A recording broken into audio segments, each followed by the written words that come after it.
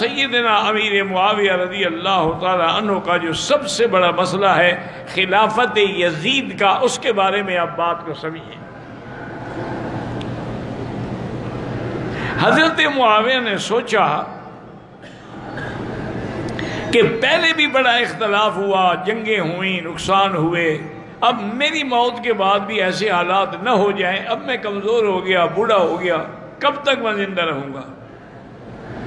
کیا میں اپنے بیٹے کو اپنی زندگی میں اپنے خلافت کے مقام پہ بٹھا دوں اور اس کے لیے بیعت لے لوں؟ آپ نے مروان ابن الحکم کو بھی خط لکھا کہ ارباب حل و عقد جو ہیں مدینے والے، ان سے مشورہ لیں کہ کیا میں یزید کو خلیفہ بناؤں، اور وہ جو رائے دیں مجھے لکھیں۔ انہوں نے بھی مشورہ لیا، ان سب نے بھی یہی کہا کہ حضرت معاویہ چونکہ بہت بڑے فراست والے ہیں، سمجھنے والے ہیں معاملات کو، اگر بہتر سمجھتے ہیں تو ٹھیک ہے۔ اور جب آپ نے یزید کے لیے بیعت مانگی اور فیصلہ کیا تو اللہ سے دعا کی کہ یا اللہ، اگر یہ میرا فیصلہ ٹھیک ہے اور یزید اس کا مستحق ہے تو اس کی مدد فرما، اور اگر یہ میرا فیصلہ غلط ہے اور یزید اس کا مستحق نہیں ہے تو اس کی خلافت کبھی کامیاب نہ ہو۔ اور جس وقت حضرت معاویہ نے یزید کو خلیفہ بنایا تو یزید کے ایسے حالات نہیں تھے کہ اس کو خلافت نہ ملتی ہے، تو بعد میں بدلا ہے جب اقتدار آیا اس کے ہاتھ میں، ورنہ وہ تو جہاد میں شریک رہا، جنگوں میں شریک رہا، بڑا دین پہ چلنے والا، پابندی کرنے والا۔ یہ الگ بات ہے کہ اقتدار آنے کے بعد اس کے دماغ میں تبدیلیاں آنی شروع ہو گئی۔ یہ کہنا ہے کہ آدمی جب اقتدار آتا ہے یا دولت آتی ہے تو پھر ایسے حالات پیدا ہو جاتے ہیں۔ بعد میں یزید کے کردار کی کوئی گواہی نہیں دیتا، بلکہ اکثر یہی کہتے ہیں کہ اس کے اخلاق اور کردار ہر لحاظ سے اسلام کے خلاف تھا، حتیٰ کہ اسی کی وجہ سے سیدنا حسین کا واقعہ کربلا پیش آیا، حتیٰ کہ اسی کے اقتدار کی وجہ سے مدینہ منورہ میں واقعہ حرہ پیش آیا کہ 3 دن کے لیے مدینہ بند ہو گیا۔ ایسے واقعات ہوئے، اور بڑے بڑے اس نے جلیل القدر لوگوں کو بلا گناہ پھانسی بھی چڑھایا۔ یہ سارے حالات حضرت امیر معاویہ کی وفات کے بعد ہیں، ان کی زندگی میں یہ واقعات نہیں ہیں۔ اب آدمی عالم الغیب تو نہیں ہوتا کہ میرا بیٹا کل کیا کرے گا،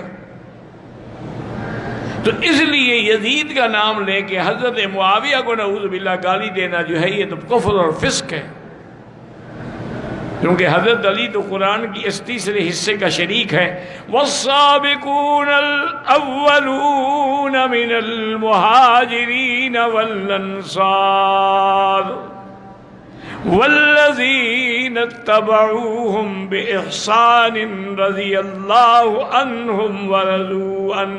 اب صحابہ کی 3 جماعتیں ہیں، ایک سابقون مہاجرین ہیں، ایک مدینے والے انصار، اور تیسرے وہ ہیں جنہوں نے مہاجرین و انصار کی اتباع کی۔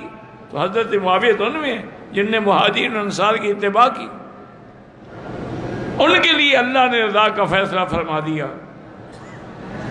اس لیے امام شافعی رحمۃ اللہ علیہ نے اپنی کتابوں میں لکھا ہے کہ بھئی قرآن نے 3 جماعتوں کا ذکر کیا ہے، اب ہم نہ تو مہاجر بن سکتے ہیں نہ انصار بن سکتے ہیں، اب ایک جماعت باقی ہے کہ ہم ان کے غلام بن کے رہیں۔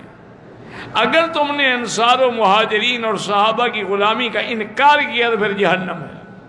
نے کہا چونکہ 3 جماعتیں ہیں قرآن میں، السابقون الاولون، اور دوسرے کون ہیں انصار، اور تیسرے کون ہیں والذین اتبعوہم، اور صرف نتبعوہم نہیں، نتبعوہم بإحسان، یعنی خالص ہو کر ان کی اتباع کریں، کیونکہ صحابہ معیار حق ہیں۔ اسی لیے اللہ نے قرآن میں فرمایا ہے فَإِنْ آمَنُوا بِمِثْلِ مَا آمَنْتُمْ بِهِ، ایمان لاؤ جیسے صحابہ ایمان لائے۔ تو صحابہ تو ایمان کا نمونہ ہے، وہ تو ایمان کے لیے نقش ہے، اور صحابہ ہی ہیں جنہوں نے الحمدللہ ثم الحمدللہ، اللہ کے دین کی امانت کو سنبھالا اور پوری دنیا میں دین پہنچایا۔ 60 ہجری میں آپ تقریباً 22 رجب کو آپ فوت ہوئے، اور وہیں دمشق میں آپ کی جنازہ ہوا، اور حضرت ضحاک نے جنازہ پڑھایا اور وہیں وہ دفن کیے گئے۔ اب روافض اور شیعہ نے ایک مذموم حرکت کی ہے کہ 22 رجب کو وہ کونڈے بناتے ہیں اور اس کو کہتے ہیں کہ حضرت امام جعفر کی پیدائش کی وجہ سے ہے، حالانکہ یہ غلط بات ہے۔ حضرت امام جعفر تو رمضان میں پیدا ہوئے، وہ تو 22 رجب کو پیدا ہی نہیں ہوئے۔ اصل وہ امیر معاویہ کے بغض میں خوشی مناتے ہیں، اسی لیے انہوں نے 22 رجب کے کونڈے اجرا کیا ہے۔ تو علماء نے متفق علیہ لکھا ہے کہ ان کے اندر شرکت کرنا یا ان کا بنایا ہوا کھانا کھانا جو ہے انتہائی گناہ کا کام ہے اور صحابہ کی دشمنی ہے، لہذا آدمی کو ہر لحاظ سے ان سے احتراز کرنا چاہیے۔ رضی اللہ عنہم ورضوا عنہ، واللہ اعلم۔